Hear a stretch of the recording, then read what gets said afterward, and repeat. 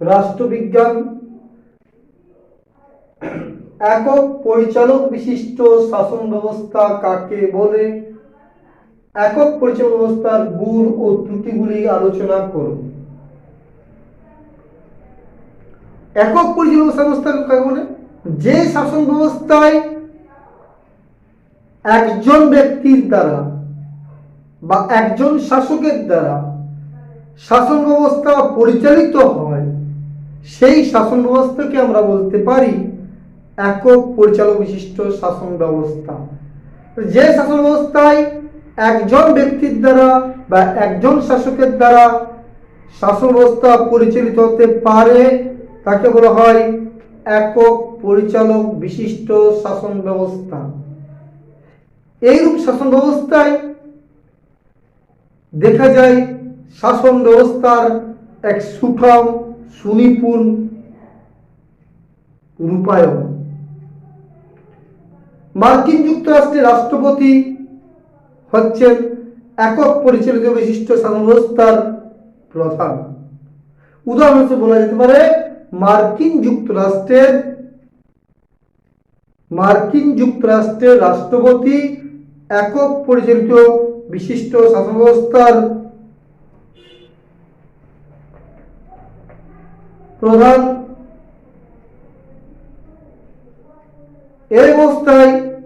এই ব্যবস্থায় একজন শাসকেই সর্বাধিনায়ক হন এবং তার দ্বারা সমস্ত শাসন ব্যবস্থা পরিচালিত হয়। একক পরিচালক বিশিষ্ট শাসন ব্যবস্থা বলতে বোঝায়, পুনরায় বলি,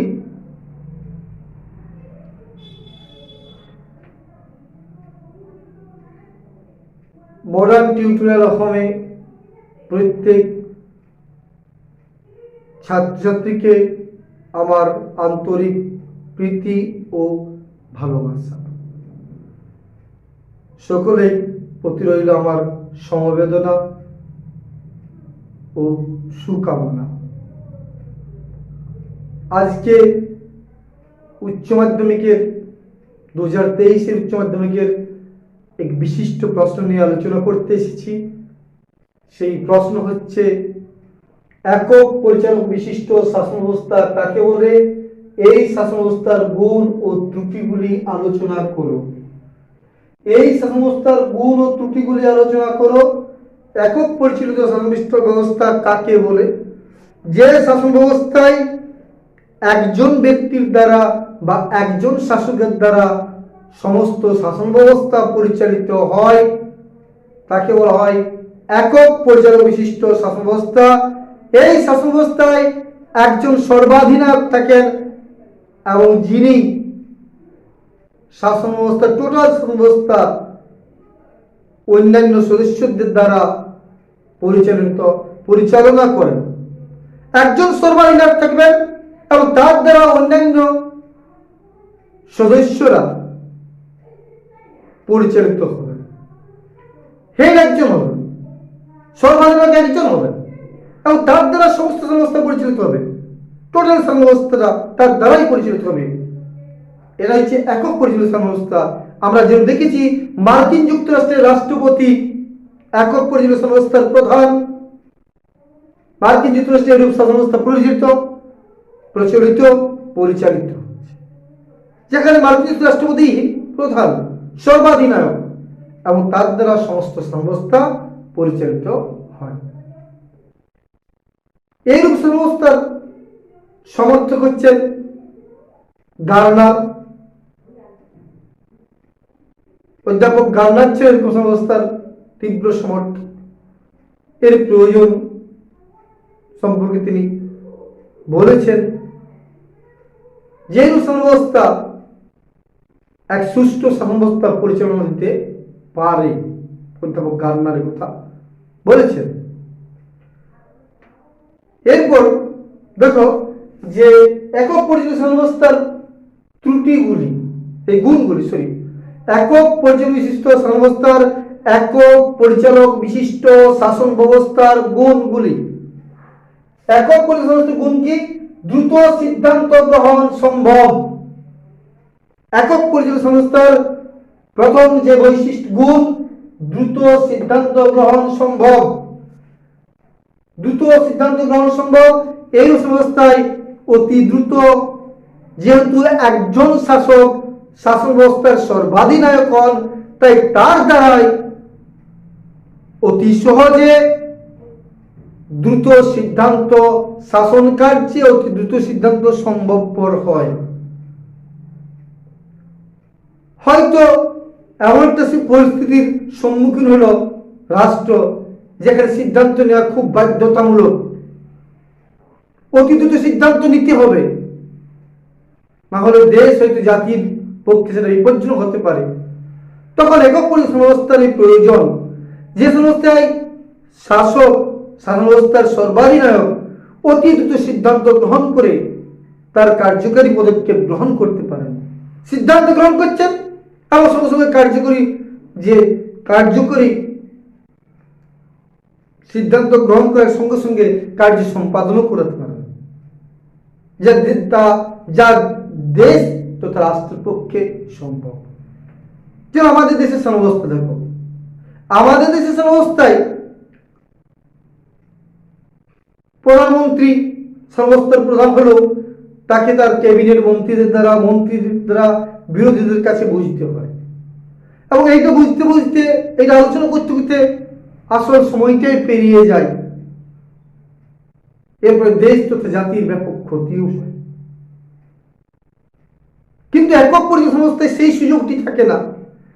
সেখানে দেখা যায় কি, যে শাসক সর্বাধিনায়ক তিনি একা একটি সিদ্ধান্ত গ্রহণ করছেন, এবং সিদ্ধান্ত গ্রহণ করে তার কার্যকরী পদক্ষেপও গ্রহণ করে দিয়েছে, পদক্ষেপ নিয়ে নিয়েছে।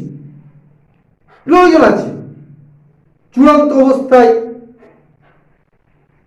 বা প্রয়োজনীয় সময়ে পদক্ষেপ গ্রহণ করলে দেশ তথা জাতির মঙ্গল সম্ভব।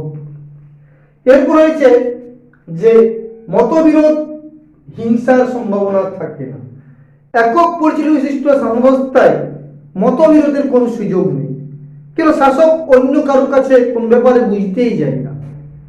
ফলে তিনি যা সিদ্ধান্ত গ্রহণ করেন সেই সিদ্ধান্ত চূড়ান্ত সিদ্ধান্ত, এবং সেই সিদ্ধান্ত যদি তার নিজস্ব কাজ সম্পাদন করতে পারেন, নিজ কাজ গ্রহণ করতে পারেন। ফলে মতবিরোধের হয়তো একটা কেস, মনে করেন একটা বিল পাস হচ্ছে, সেই বিলটা পাস হতে গেলে দীর্ঘ সময় লাগবে, দীর্ঘ সময় সাপেক্ষ। একটা সিদ্ধান্ত নিতে গেলে বিরোধীদেরকে বুঝতে হবে, তার অন্যান্য মন্ত্রী সদস্যদেরকে বুঝতে হবে, ফলে অনেক সময় লেগে যাবে, অনেক বিরোধের সৃষ্টি হবে, যে বিরোধ করতে করতেই হয়তো সঠিক সময়টা পেরিয়ে যাবে। এক্ষেত্রে কিন্তু সেই বিরোধের কোনো সুযোগ নেই, বিরোধের সুযোগ নেই বলে অতি সহজেই সিদ্ধান্ত গ্রহণ সম্ভবপর হয়, আর শাসন ব্যবস্থাও সুষ্ঠুভাবে সম্পন্ন হয়। এরপর রয়েছে যে দায়িত্ব নির্ণয় করা সহজ। একক পরিচালন বিশিষ্ট শাসন ব্যবস্থায় যেহেতু একজন সর্বাধিনায়ক হন, তাই শাসন ব্যবস্থার চূড়ান্ত কর্তৃত্বকে গ্রহণ করবে, কর্তৃত্বের দায়িত্বকে গ্রহণ করবে, এটা নির্ণয় করা অতি সহজ হয়। এটা নির্ণয় করা অতি সহজ হয় যেহেতু একজন ব্যক্তি, একজন শাসক শাসন ব্যবস্থার চূড়ান্ত ক্ষমতার অধিকারী। ফলে ফলে কি হয়, ফলে এই যে দায়িত্ব নির্ণয় করা, কে দায়িত্বটা নিবে, সেই দায়িত্ব নির্ণয় করা অতি সহজ হয়ে যায়। যদি একাধিক বা বহু পরিচালক ব্যবস্থা দেখা যায় যে সে দায়িত্ব নির্ণয় করা, কে নিবে, কাকে দায়িত্বটা দেওয়া হবে, এইটা নিয়ে অনেকটা সময় পেরিয়ে যায়, যেটা বহু পরিচালক সংস্থা দেখা গেছে। ফলে কি সমস্যা সৃষ্টি হয়, ফলে সমস্যাটা দেখা যায় যে সঠিক সময়ে সঠিক পদক্ষেপ গ্রহণ করা হচ্ছে না। সঠিক পদক্ষেপ না গ্রহণ করা, যুদ্ধের সময়, দুর্ভিক্ষের সময়, বৈদিক শত্রু আক্রমণের সময় সিদ্ধান্ত নিতে অনেক ক্ষতি হয়ে যায়। কিন্তু একক পরিচালন সংস্থায় যেহেতু সংস্থায় একজন প্রধান হন, সর্বাধিনায়ক হন, তিনি দ্রুত সিদ্ধান্ত গ্রহণ করেন, এবং সিদ্ধান্ত গ্রহণ করার সঙ্গে নিজেই দ্রুত দায়িত্বটা সম্পাদন করেন। যেহেতু তিনি প্রধান, তাকেই দায়িত্ব নিতে হবে। তাই তিনি সঙ্গে সঙ্গে এই দায়িত্ব গ্রহণ করেন, দায়িত্বটা নিজের কাঁধে নিয়ে নেন। ফলে দায়িত্ব নির্ণয় করার কাজটা অত্যন্ত সহজ হয়, বা তিনি যাকে দেন সেই দায়িত্বটা গ্রহণ করেন। 5 জনের কাছে যেতে হয় না, 5 জন মন্ত্রীকে বুঝতে হয় না, ক্যাবিনেটের কাছে বুঝতে হয় না। ফলে তিনি হয়তো নিজেও নিতে পারেন বা অন্য কারো উপরেও সেই দায়িত্ব বর্তাতে পারেন। তার ক্ষেত্রে কি হয়, সিদ্ধান্ত যেহেতু একজন ব্যক্তি সর্বাধিনায়ক, ফলে তার পক্ষে দায়িত্ব নেওয়া বা দায়িত্ব দেওয়াটাও, রাষ্ট্রীয় কাউকে দেওয়াটাও অতি সহজ হয়ে যায়। কিন্তু বহু পরিচালনা সংস্থায় দেখা যায় এটা কিন্তু খুব জটিল ব্যাপার হয়ে যায়, কে দায়িত্ব নিবে, কাকে দায়িত্ব দেওয়া হবে। ফলে এই অবস্থায় কিন্তু সেই সমস্যা নেই। এরপর রয়েছে যে তথ্যাদির গোপনীয়তা রক্ষা সহজ। তথ্যাদির গোপনীয়তা রক্ষা করা সহজ। শাসন ব্যবস্থার এমন কিছু কিছু প্রশাসনিক তথ্য রয়েছে যা হয়তো প্রকাশ্যে আনা উচিত নয়। কেন প্রকাশ্যে আনলে বিরোধীরা, অর্থাৎ বিরোধী দেশ, বৈদেশিক রাষ্ট্র জানলে ক্ষতি হতে পারে। সেক্ষেত্রে একজন ব্যক্তির কাছে যদি সমস্ত তথ্যগুলি থেকে যায়, একজন শাসকের কাছে সমস্ত তথ্যগুলি যদি থেকে যায়, তাহলে দেখা যায় সেই তথ্যাদির গোপনীয়তা ভঙ্গ হয় না। অর্থাৎ তথ্যাদির গোপনীয়তা রক্ষা করা সহজ। প্রশাসনিক যেসব তথ্যাদি, যেমন পররাষ্ট্রমন্ত্রী বিষয়ক তথ্যাদি,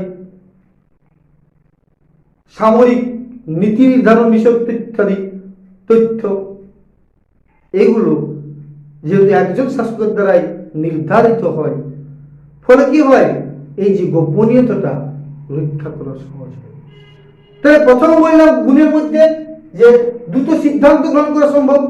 যেহেতু সংস্থায় একজন ব্যক্তি প্রধান, তাই তার দ্বারা দ্রুত সিদ্ধান্ত গ্রহণ সম্ভবপর হয়। যে কিন্তু বহু পরিচালক সংস্থায় দেখা যায় না, সেখানে বহু পরিচালক থাকেন সেই শাসন ব্যবস্থায়, ফলে সিদ্ধান্ত গ্রহণ করা সহজ হয় না। মতবিরোধ বা হিংসার সম্ভাবনা থাকে না। কেন থাকে না? যেহেতু একজন ব্যক্তি সংস্থার প্রধান, তিনি সিদ্ধান্ত গ্রহণ করেন, তার উপরে বলার মতো ক্ষমতা কারো থাকে না, ফলে বিরোধ সৃষ্টি হয় না, আর সেই বিরোধকে কেন্দ্র করে কোনো হিংসারও সৃষ্টি হয় না, যা রাষ্ট্রের পক্ষে, দেশের পক্ষে মঙ্গল করে। আর কি, যে দায়িত্ব নির্ণয় করা সহজ।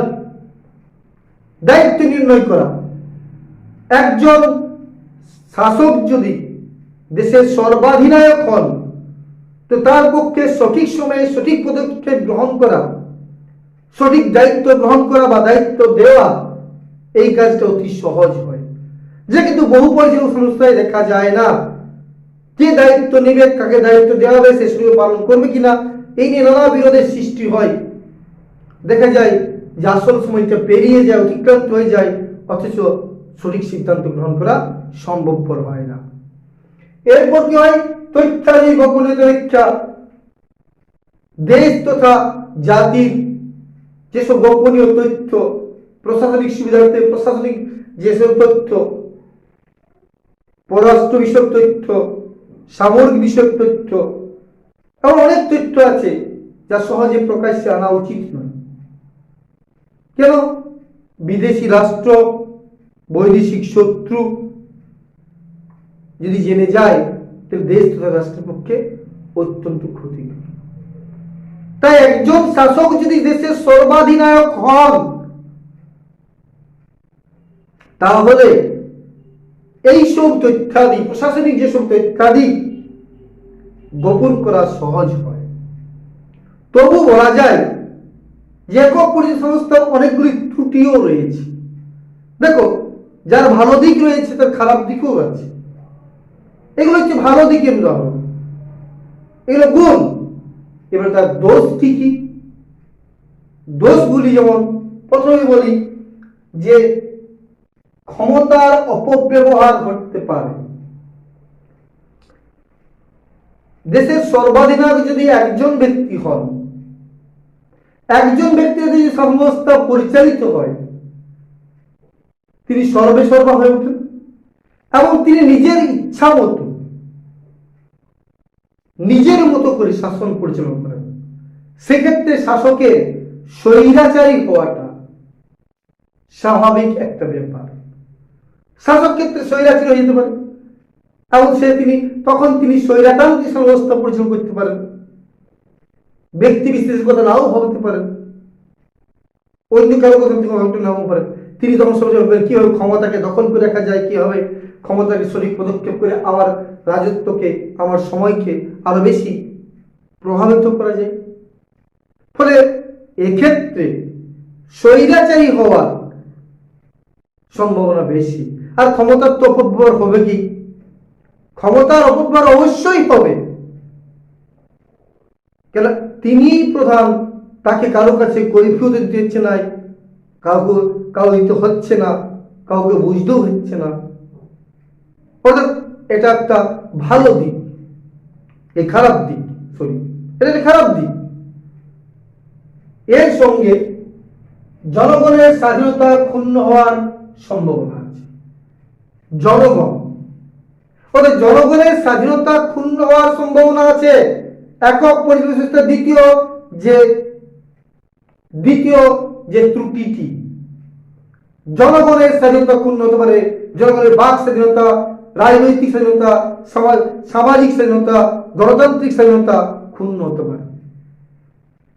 হয়তো শাসক নিজের মতো পরিচালনা করতে গিয়ে, নিজের খামখেয়ালিবশত শাসন পরিচালনা করতে গিয়ে জনগণের স্বাধীনতা হস্তক্ষেপ করতে পারে। সে স্বাধীনতা রাজনৈতিক স্বাধীনতা হতে পারে, ব্যক্তি স্বাধীনতা হতে পারে, গণতান্ত্রিক স্বাধীনতা হতে পারে। সেক্ষেত্রে তার স্বাধীনতা, জনগণের স্বাধীনতা ক্ষুণ্ণ হওয়ার একটা সম্ভাবনা থাকে। এই অবস্থায়, যা বহু পরিচালিত অবস্থায় দেখা যায় না। এরপর হচ্ছে যে শাসন ব্যবস্থা দুর্বল হয়। যেহেতু একজন ব্যক্তি শাসন ব্যবস্থার সর্বাধিনায়ক হন, তাই একজন ব্যক্তির পক্ষে কখনোই সঠিক পদক্ষেপ গ্রহণ করা সম্ভব নয়। কারণ একজন ব্যক্তির কাছে সেই দক্ষতা, সেই অভিজ্ঞতা নাও থাকতে পারে। তিনি যে সংস্থায় বসেছেন, সর্বাধিনায়ক হয়েছেন, তিনি যদি দক্ষ সম্পন্ন ব্যক্তি না হন, অভিজ্ঞতা সম্পন্ন ব্যক্তি না হন, সেক্ষেত্রে সংস্থা দুর্বল হইতে পারে। এক্ষেত্রে দেশ তথা জাতির সমূহ ক্ষতি হতে পারে। আর কি? সুশাসন সম্ভব নয়। সুশাসন একজন ব্যক্তির পক্ষে কখনোই বোঝা সম্ভব নয় যে দেশের মানুষ কি চায়, দেশের মানুষের জন্য কি করা উচিত, কোন আইন আনা উচিত, কোন আইন বন্ধ করে দেওয়া উচিত, একজন ব্যক্তির পক্ষে কখনোই সম্ভব নয়। ফলে কি হয় যে সঠিক শাসন ব্যবস্থা পরিচালিত হয় না, অর্থাৎ সুশাসন ব্যবস্থা গড়ে উঠতে পারে না একজন ব্যক্তির পক্ষে। একজন ব্যক্তির পক্ষে কখনোই সুশাসন ব্যবস্থা গড়ে উঠতে পারে না, কারণ একজন ব্যক্তির সেই দক্ষতা, সেই অভিজ্ঞতা, সেই কর্তব্যনিষ্ঠা নাও থাকতে পারে। তাই একজন ব্যক্তির পক্ষে সুশাসন সম্ভবপর নয়। তাই আমরা বলি ত্রুটি, ক্ষমতার অপব্যয় ঘটতে পারে। একজন ব্যক্তি যেহেতু শাসন ব্যবস্থার প্রধান, তিনি অবশ্যই স্বৈরাচারী হয়ে উঠতে পারেন এবং স্বৈরাচারী হয়ে তিনি স্বৈরতান্ত্রিক সংস্থা পরিচালনা করলে অনেক সমস্যার সৃষ্টি হতে পারে। তাই এক্ষেত্রে দেখা যেতে পারে যে ক্ষমতার অপব্যবহার ঘটতে পারে। শাসক নিজের মতো ব্যবস্থা পরিচালনা করতে পারেন, সেক্ষেত্রে তার দয়া, মানবিকতা, মনুষ্যত্ব এগুলো প্রাধান্য পায়। সেক্ষেত্রে তার ক্ষমতা হারানোর একটা ভয় থাকে, ক্ষমতাকে বিস্তারিত করার একটা সুযোগ থাকে, তখন তিনি ক্ষমতার অপব্যবহার করতে পারেন। এটা মনে রাখতে হবে। আর কি? জনগণের স্বাধীনতা ক্ষুণ্ণ হওয়ার সম্ভাবনা থাকে।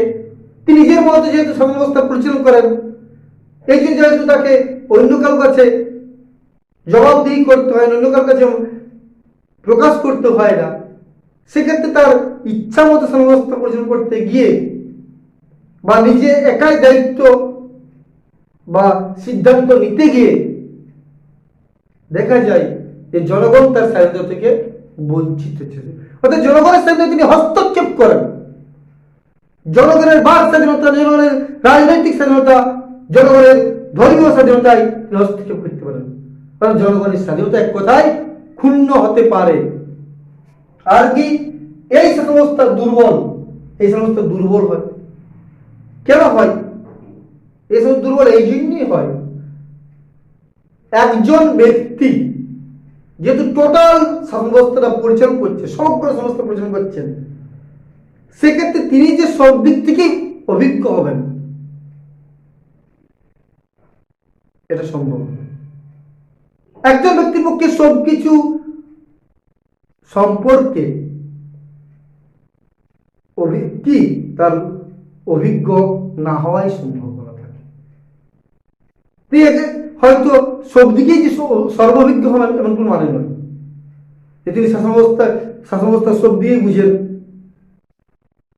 যে চিকিৎসা অবস্থাও তিনি ভালো করে বুঝেন, শিক্ষা অবস্থা ভালো করে বুঝেন, সামরিক অবস্থা ভালো করে বুঝেন, এটা সম্ভব নয়।